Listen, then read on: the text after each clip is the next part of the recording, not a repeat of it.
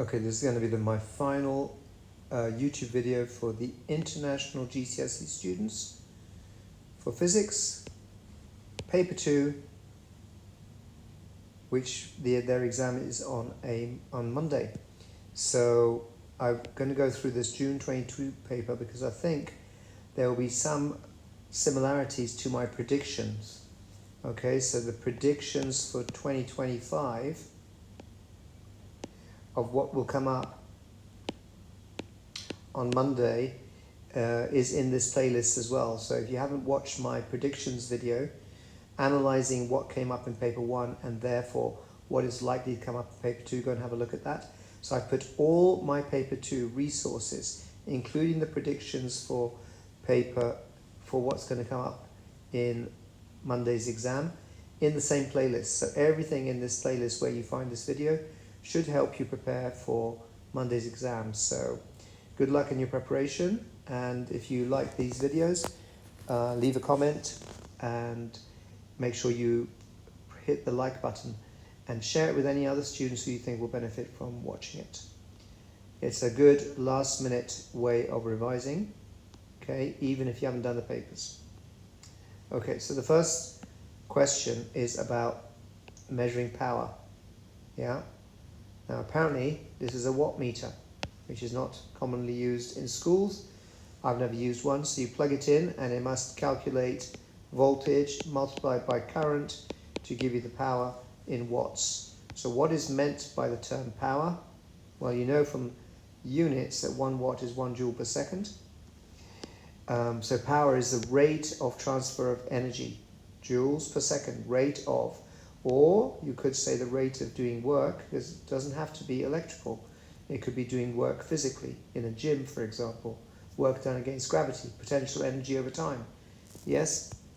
So this is the definition. So my prediction is something on power will come up in 2025.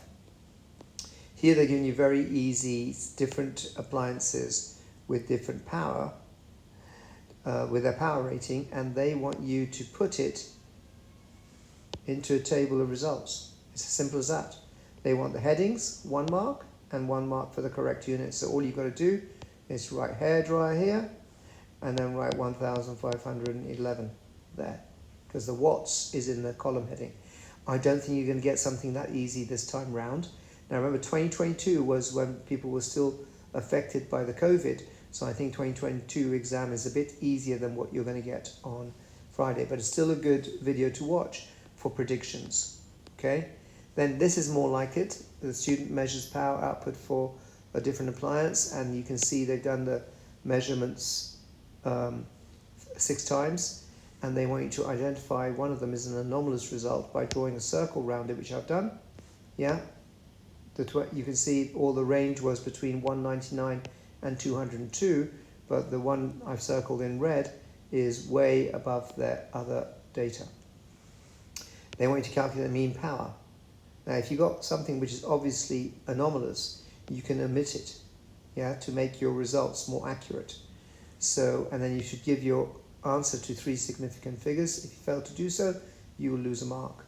So you just work out the mean power of the non-anomalous 5, add them up, you'll get a value, 4 significant figures, 200.6, but remember, they wanted 3 significant figures, so you've got to put it to 3 significant figures in the final answer space.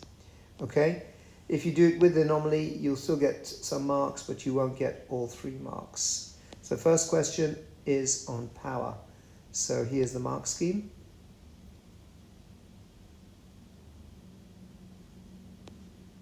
Stop the video if you want to take longer to look at it.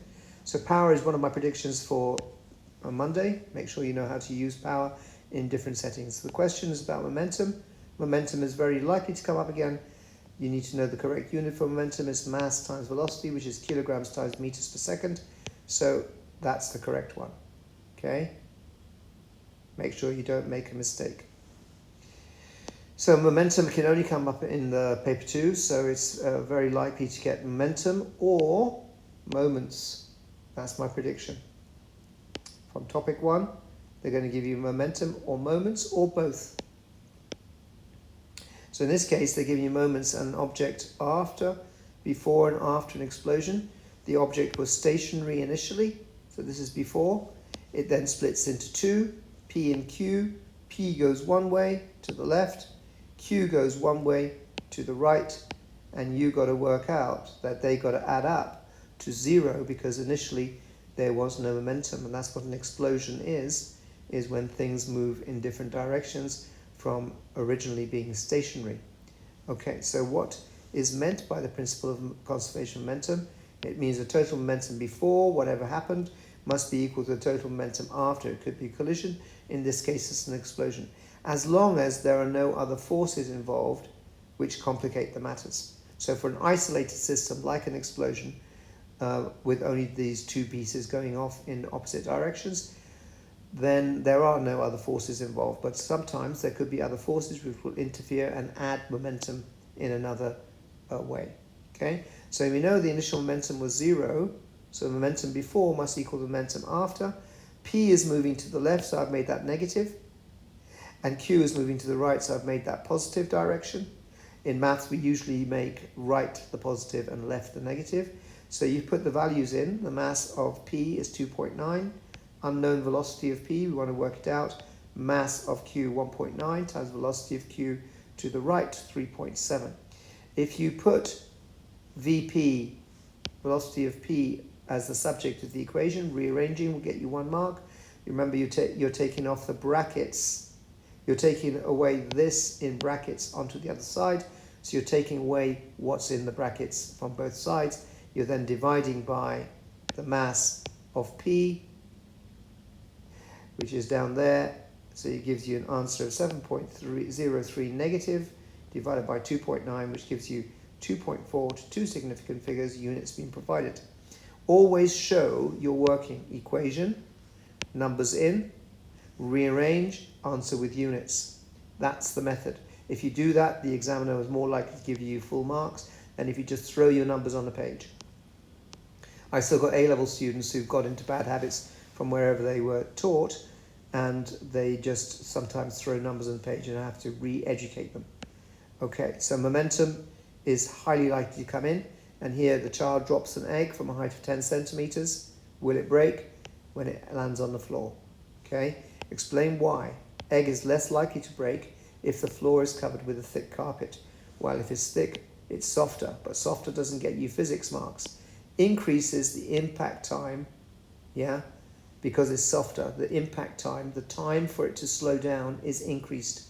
So the time increases, yes.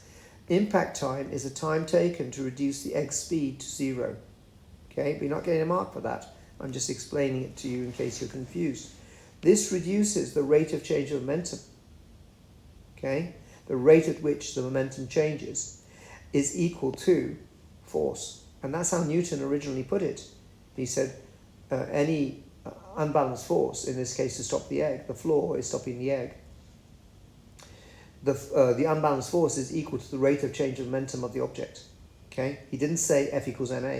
He said force is equal to the rate of change of momentum, and this reduces the force because if you'll notice, force is proportional to 1 over time. So if time goes up, force must go down. Okay, I've explained that here. Yeah. Because F times T must be equal to the change of momentum. So if one goes up, the other must go down, because the momentum change is still leading to 0, but it's going to 0 more slowly or less suddenly. Okay, so my 2025 prediction for topic 1, which is forces, is either you're going to get momentum, like this, conservation. It could also be kinetic energy conservation, or moments, turning effects, moments of forces. Yes? These are the 2 likely things you can get from topic 1. Here's the mark scheme. for the momentum question, part A and B. Part C. Stop the video if you want to slow down. Okay, remember also when you're watching it, you probably listen at twice speed, so it doesn't take so much of your time. I always listen to my own videos at twice speed. It's fine for listening. A mobile phone charger contains a transformer and is used to charge the phone battery. So transformer is highly likely to come up somewhere, either with, in this case, a mobile phone charger, or it could come up with a large transformer which increases the voltage from a generator to reduce the current that's flowing in the pylons when they transport it to people's homes and schools, for example. The diagram shows the information on the charger. Input voltage, because that's the mains, is 230 volts. That's what you put in when you plug in to charge your phone. But the output voltage needs to be DC and smaller, 5 volts in this case, and the output current is 1.2 amps. So this, again, gives you the power. Okay, so power is a common question, I think, for paper 2. It will either come like this with transformers, or it could come in with specific capacity, the power of an electrical heater, for example. They could ask you to work out the energy supplied to heat something up, to work out the specific capacity, which there's a question on it later. Calculate the output power. So output power means we're using these two values, multiplying them together, put them in the equation, and give it to two significant figures, and there you've got the answer. Okay. Calculate the input current. Well, we know the input voltage was 230. They're assuming that chargers are 100% efficient, and anything with transformers can be 100% efficient, which if you look in your formula sheets, power input equals power output is often used with transformers. So transformers is highly likely to come in. So the voltage in 230 times the current in must equal the power output, which we just worked out here as 6.0 watts. So we know the answer is 6.0 watts divided by the voltage in. Yeah, power out divided by the voltage in will give you the current in. Okay, so that is a good example and likely to come up again in this year's exam. Then they could give you more electricity. That was my other prediction, is that they're going to give you something on circuits.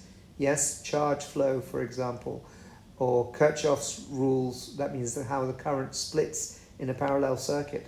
Here they told you the charge amount in coulombs to charge your mobile phone battery. State the formula linking charge, current and time. I like doing it like this now because Edexcel doesn't make you lose marks for putting the symbols instead of the words. Typically in physics you're expected to define an equation using words rather than symbols. But if you use the common symbols, and if you're clever like I am, put the letter, an arrow to the letter, so they know that you know T is time, current is I. And remember, in this case, I is the output current because that's what you're charging it with, which was 1.2 amps. So we know that the charge, the time is charge divided by current. I've put a triangle there for those of you who are not able to change the equation round. Rearrange the equation gets you 1 mark, put the numbers in, yeah, divide it, you get it in seconds, you get another mark. And then you want it in minutes, so don't forget they want it in minutes. So you divide it by 60. And if you put in 4 significant figures, they'll give you the mark. 2 significant figures, they'll give you the mark. I would use 3 significant figures, yeah, because this was 10,500. 3 significant figures. 2, 3, or 4, they'll give you according to the mark scheme. Charger Y then is a faster charger. Yeah. Diagram 2 shows that the output current is higher than 1.2 amps. Before it was 1.2, so it's a greater current output. The input voltage is the same, and obviously, sorry, the output voltage is the same, and of course the input voltage will be the mains 230 volts for UK and the UAE, where I'm situated.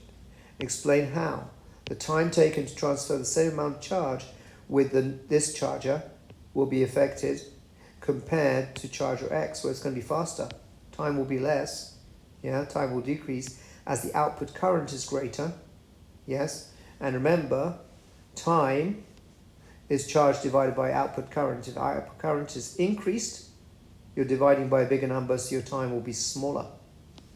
Okay, there's your 2 marks. So something electrical will come in this exam. Okay, so make sure you know all your equations for electricity. Here's the mark scheme for question 3, 3A, 3B, and there's another part to it, 3C, which is transformers again. Both charges are step-down transformers, means the output voltage is less. Okay, explain how a step-down transformer works. Well, a step-down transformer has high turns on the input, so there's the input coil, and then the output coil has lower number of turns.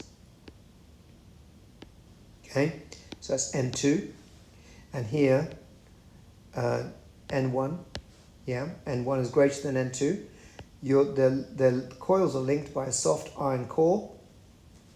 The input coil has an AC alternating current. An alternating current produces an alternating, which means changing, magnetic field. So you need to put these are the details that you need to add in with depth and clarity, okay? It says you may include a diagram to support your answer. Always include a diagram when they say that, because the diagram is worth quite a few words, okay? So the alternating magnetic field can then induce a voltage in the secondary coil, yeah, which has lower N2 less than N1. Okay, so you've got to put this in clear English. That means the induced voltage V2 will be less than V1. Okay, now this changing current AC produces a changing magnetic field, and the changing magnetic field is cuts through, yeah, the changing magnetic field cuts through the second coil, yeah, and that's what induces a voltage in the secondary coil. And because it has a lower number of turns, lower N2 than N1, the amount of induced voltage will go down by the same ratio. Okay, now let's see how many marks I would have got from this by looking at the mark scheme. So remember, we just did transformers. We did efficiency 100%, yeah, and we just are looking at this ratio. So this is one of my predictions, is transformers are going to come up and power is going to come up somewhere, okay? I also think specific capacity is very likely to come up, and I said that moments could come up, and today we had the rate of change of momentum and the conservation of momentum, okay? So all of these are likely to come up in paper 2. You can't get them all, but a lot of them will come up, okay? While we're at it, this is the recession velocity of galaxies, which we're going to discuss later on. The change in the wavelength of a moving galaxy can be used to work out how fast it's moving towards you or away from you, yeah? If it's moving away from you, it'll be redshifted, okay? So we're going to come into this in the astrophysics section. So there is what we were just going through with the transformer. How do they work? Step down transformers, decrease voltage.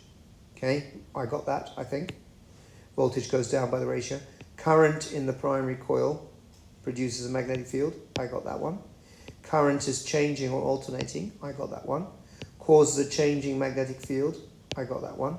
The cause strengthens the field. I didn't get that, but it was in my diagram. The core increases the magnetic field by 50,000 times. An iron core. And that's what makes the 100% efficiency. If you didn't have the iron core, you wouldn't be able to get 100% efficiency, because it wouldn't link up with the second coil magnetically so strongly. And the field lines interact with the secondary coil, cuts through them. I said I got 5 marks, but I can only get 4. So I've definitely got my 4. And this induces a voltage in the secondary coil. I got that one. And I didn't say that transformers don't work with DC. So that's a good point to remember, that although your charger uses DC, it has another component in there which you don't need to know about. Diodes, for example, and capacitors, which come up in A-level.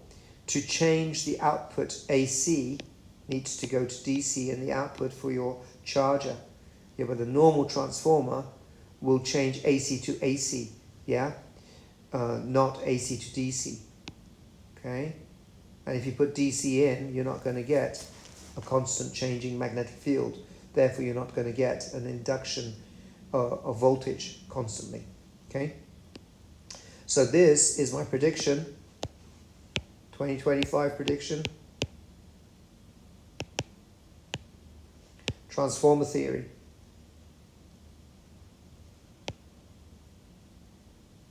Step up, step down, whatever situation that you're in, and therefore you need to know about voltage being induced. So this is a really good question to make sure you understand before you go in on Monday. Here, question 4. Sound waves with a frequency above the human hearing range are called ultrasound. You need to know that range is 20 to 20,000 hertz, 2 marks. Okay, I don't think that's likely to come up, but something on sound waves will. Frequency of sound waves can be determined using an oscilloscope. Give the name of a piece of apparatus that should be connected to the oscilloscope to detect sound waves. That's a microphone. Obviously, if it's ultrasound, the microphone needs to be designed to be sensitive to high frequencies, which is not part of this question, but it's some part of your thinking.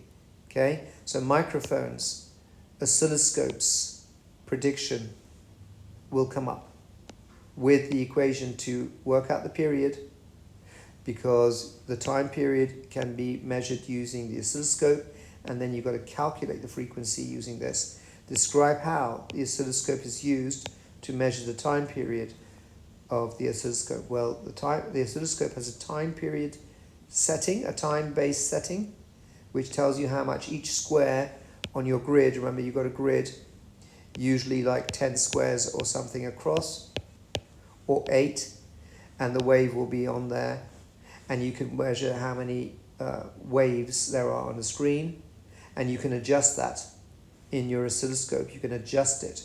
So you adjust how many waves you want by changing the time-based setting, and then you measure the peak-to-peak distances, or a couple of them, and work it out accurately. And then you evaluate the number of divisions for the time period as accurately as you can. So use all the scale that you have available, multiply it by the number on the time-based setting, the number of divisions for one wave, which is a period, and then look at the mark scheme later on to see how they've worded it. Okay, mark schemes are excellent for you to revise from. So if you're doing any past questions, always look at the language of the mark scheme, and you've got to use that language. You've got to be really specific, not general. Okay? So, not a very good diagram for my oscilloscope, but you'll see one on the next page. So here, they've managed to get the trace on the oscilloscope. Remember, the center line of the oscilloscope is the 0 volt line. Up and down, it's voltage. Okay? But we want to go across because we want to know time. So each of these squares from here to here, 6 of them, is worth this much time. So 6 squares, and we know each square is worth 5 microseconds. 5 times 10 to the minus 6 microseconds.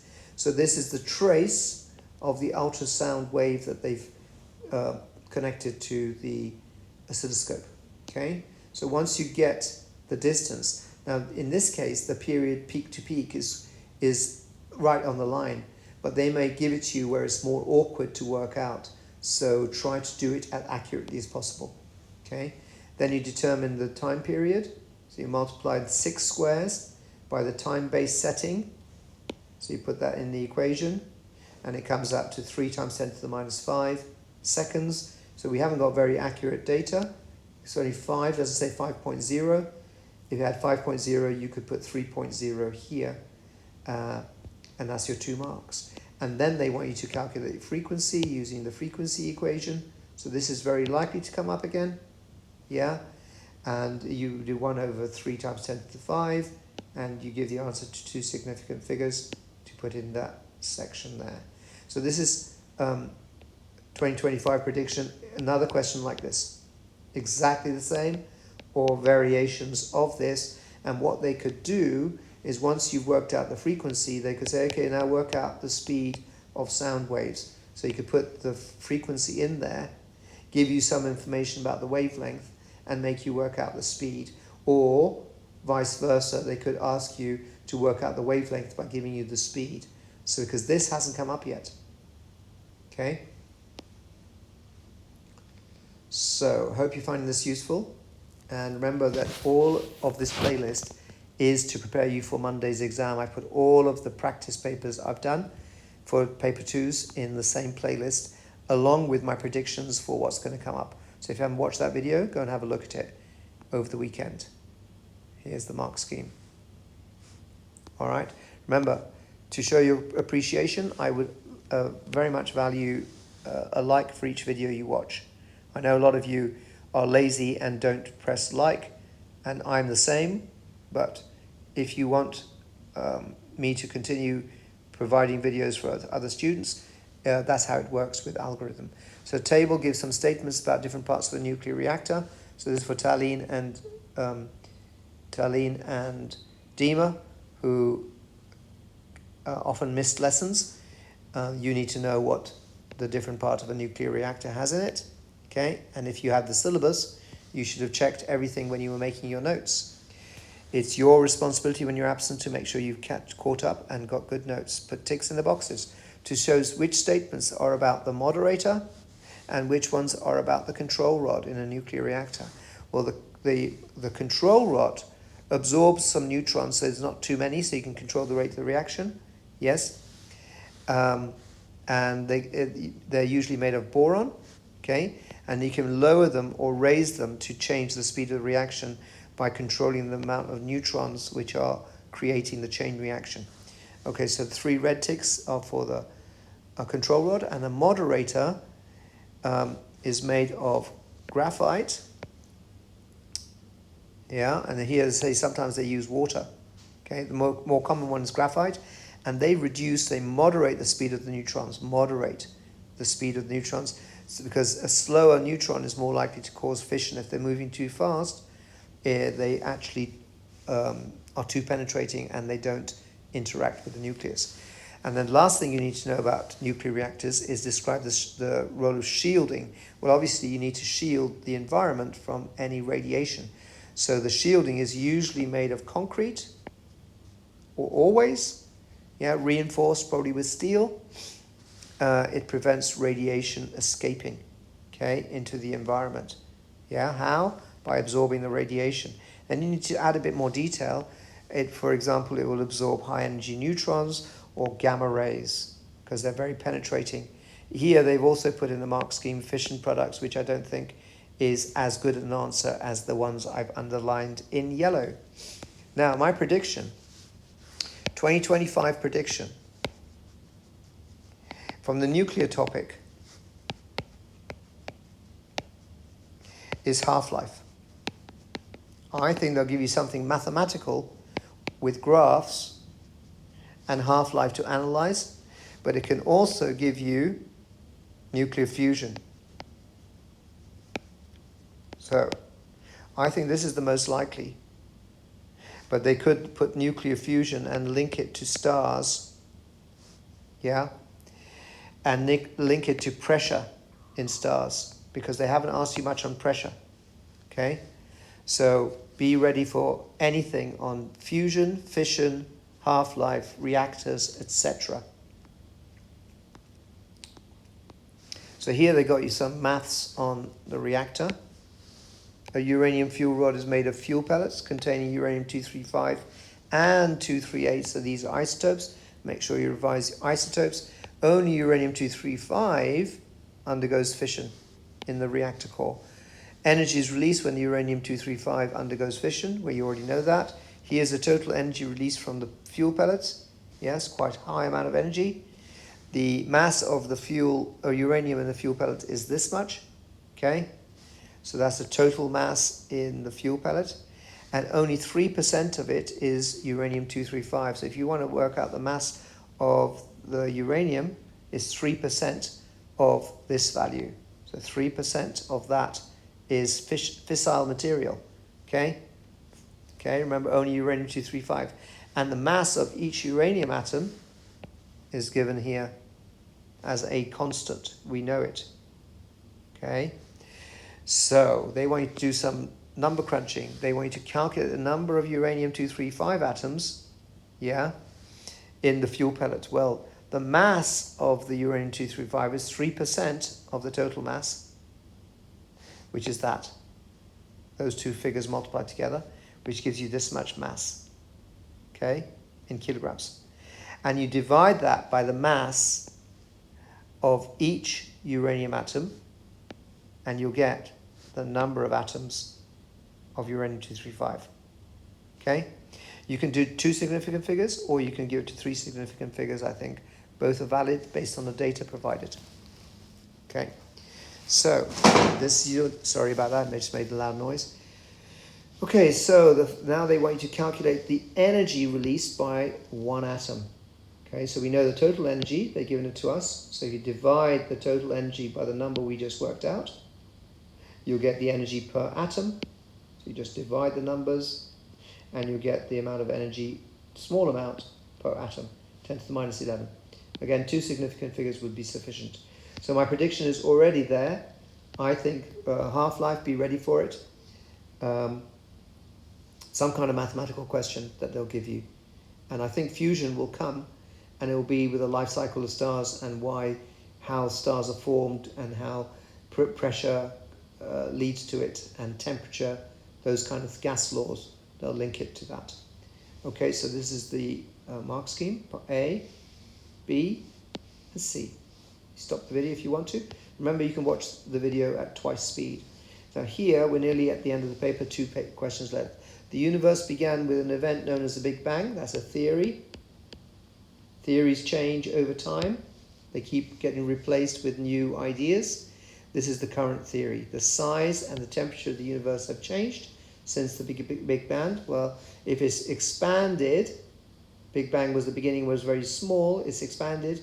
By expanding, it will cool, because if there's conservation of energy in the universe, and all the energy came from the Big Bang, it's now spread out. And if it's spread out because it's expanded, the energy is going to be spread out, therefore it's going to be cooler. Okay? Becomes less intense. Now you've got to discuss 2 pieces of evidence that supports the Big Bang theory.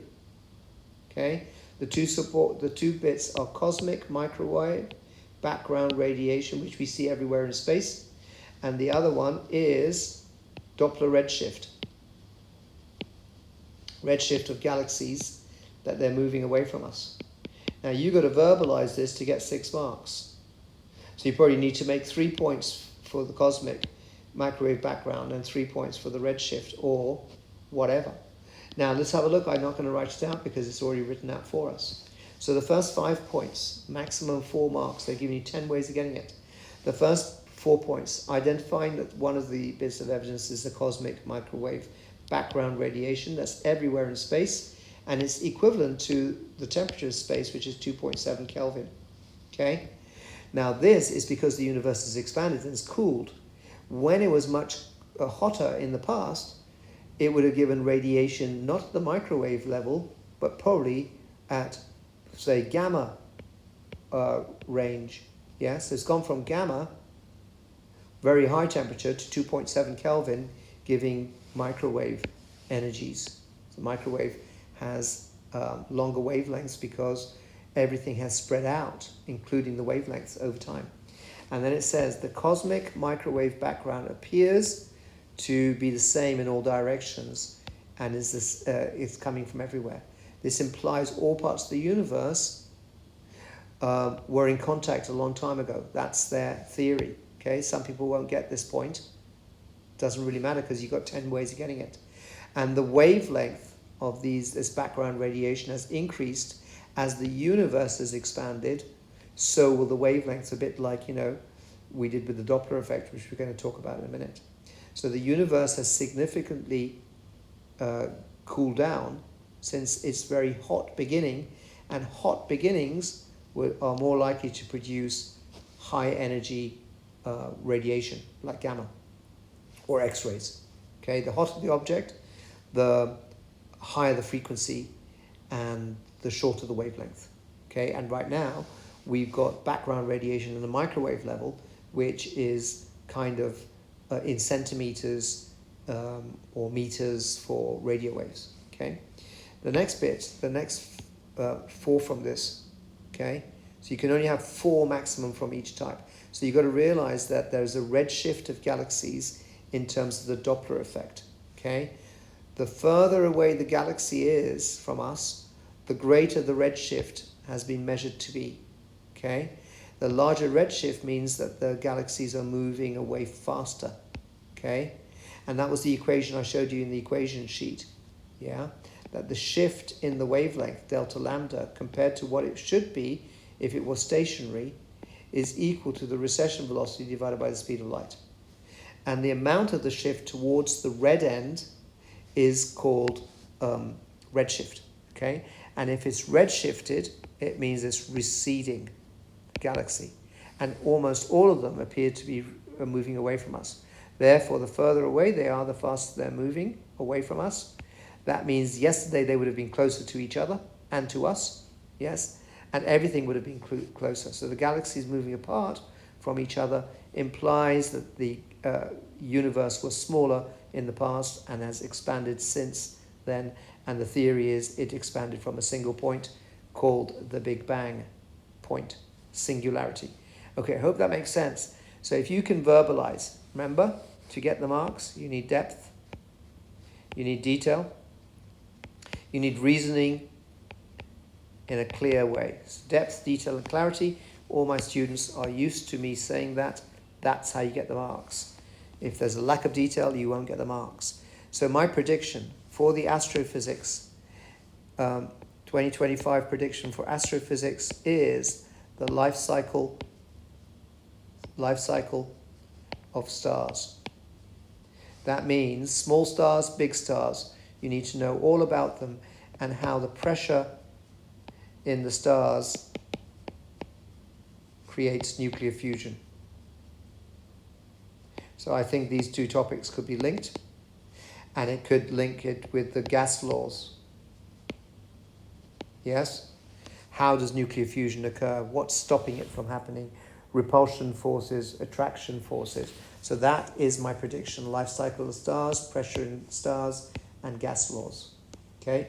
If you like my predictions, make sure you tell me, and you can leave a comment in the YouTube. I get an email when there's a comment, so I do sometimes respond to them.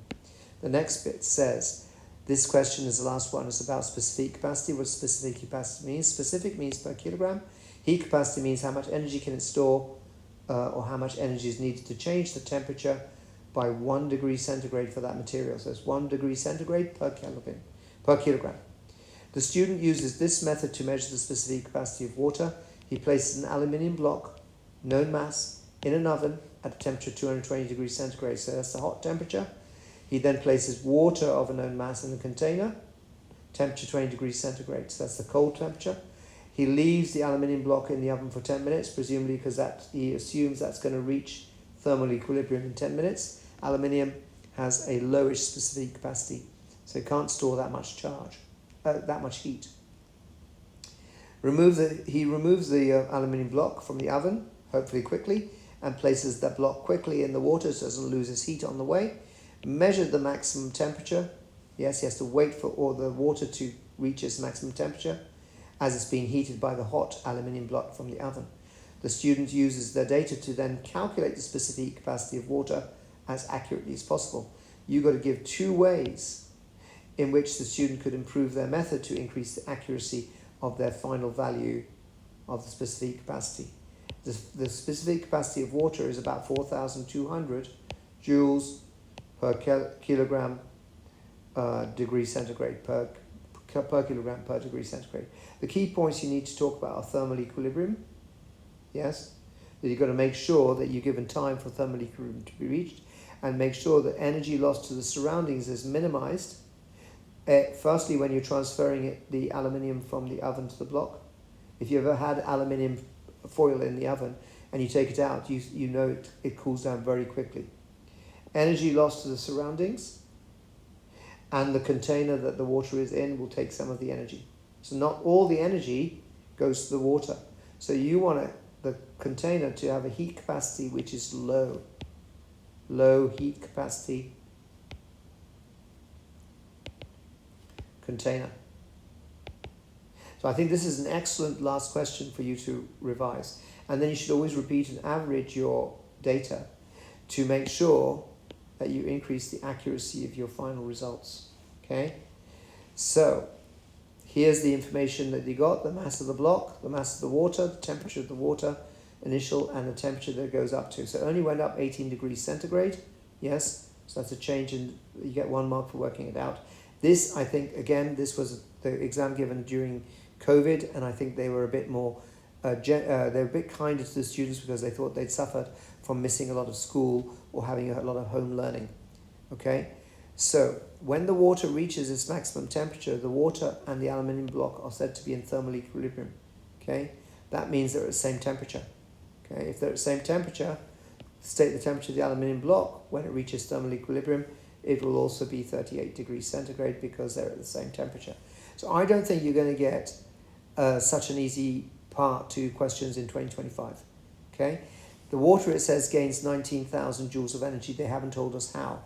In your exam, I'm predicting they're going to make you do energy input is voltage times current times time, yeah, as a possible way of linking electricity, which we haven't had much on, with specific capacity. So the energy input, 19,000, will equal mc delta theta, or delta t, whichever equation they do. The only unknown change to the equation is the specific capacity of water. Divide the energy by the mass and the temperature change, and you get 4,600. I told you it should be 4,200. That means 400 joules per kilogram of the water has been lost to the surroundings, probably due to inefficiencies.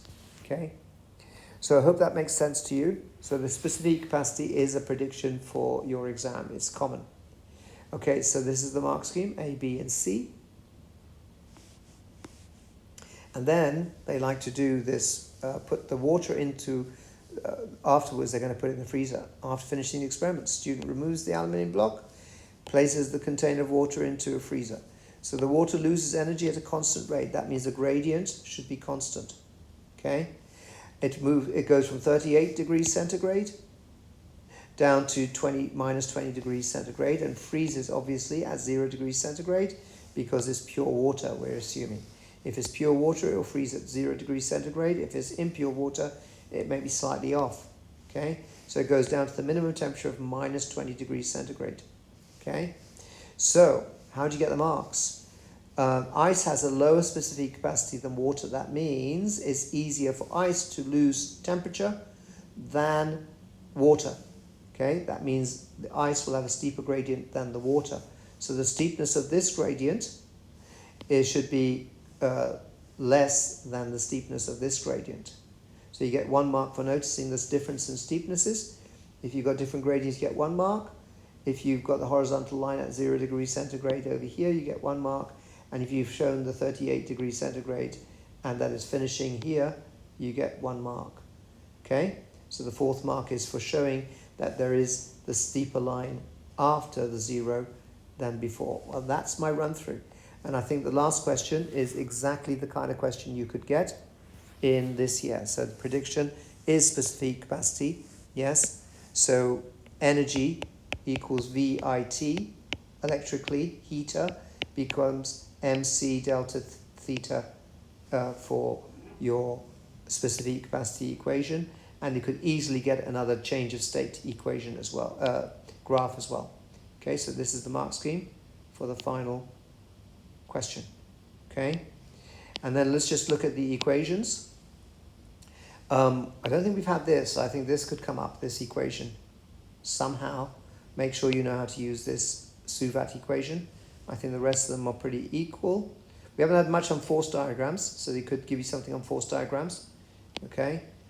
Electricity, we haven't had much on electricity, yeah, in paper 1. So make sure you know about circuits, yeah, parallel, circuit rules, parallel and series. And I think you're going to get this.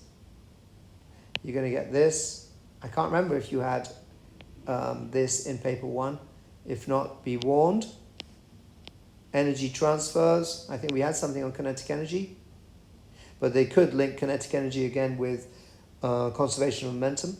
Okay. Density equals mass over volume. I think you're going to get something to do with this. And link it with astrophysics, formation of stars. Okay. Remember to go back and have a look at the equations for paper 2 as well. This is the paper 1 equation. Paper 2 equations were at the beginning of the paper I put it. Okay.